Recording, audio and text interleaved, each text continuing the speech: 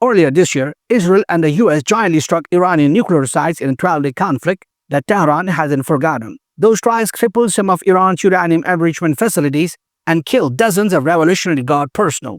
So when Israel now bombs Lebanese villages and Tehran sees France and Washington staying silent, it's not just about Lebanon, it's personal. Iran used this as part of a pattern. Israel tests red lines and the West looks the other way. And let's not ignore the other side of the story, Gaza. Part of the ceasefire deal last year was supposed to ensure unrestricted humanitarian aid for Palestinians. But guess what? Israel's been delaying that too. Aid trucks pile up at Rafah while food prices skyrocket in Gaza. The UN says over half the population is malnourished. So yes, technically there is a ceasefire. But when you're starving, that's our peace. That's slow-motion warfare. France and the US, the so-called referees, have barely said a word. In diplomacy, silence can be a statement. And right now, that statement reads, "We are not getting involved."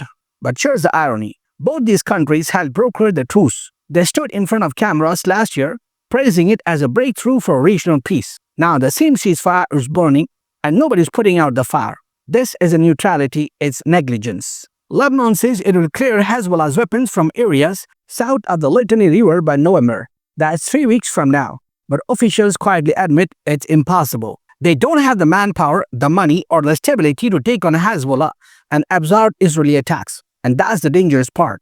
Because when weak states try to enforce strong promises, the result is chaos. We have seen this movie before, in Iraq, in Syria, in Yemen. The script never changes. Ceasefire, violation, retaliation, collapse. So what does Iran's statement really mean? It's not just outrage, it's a warning. Tehran is signaling if Israel keeps pushing in Lebanon, they might push back directly. Remember, Iran has already been attacked this year. Its patience isn't infinite, and if a regional war reignites, it won't be just rockets over the Litani River.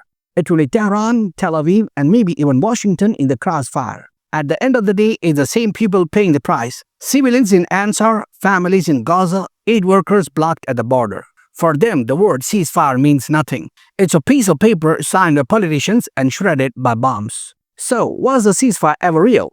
Or was it just a pause between wars? A photo op between airstrikes? Because if this is peace, it looks a whole lot like war with better lighting. I'm Mazhar, thanks for watching, stay informed, and remember, in the Middle East, the end of war usually means intermission. If you like the video, hit the like button, share it with your friends, and do subscribe to the channel for more such videos.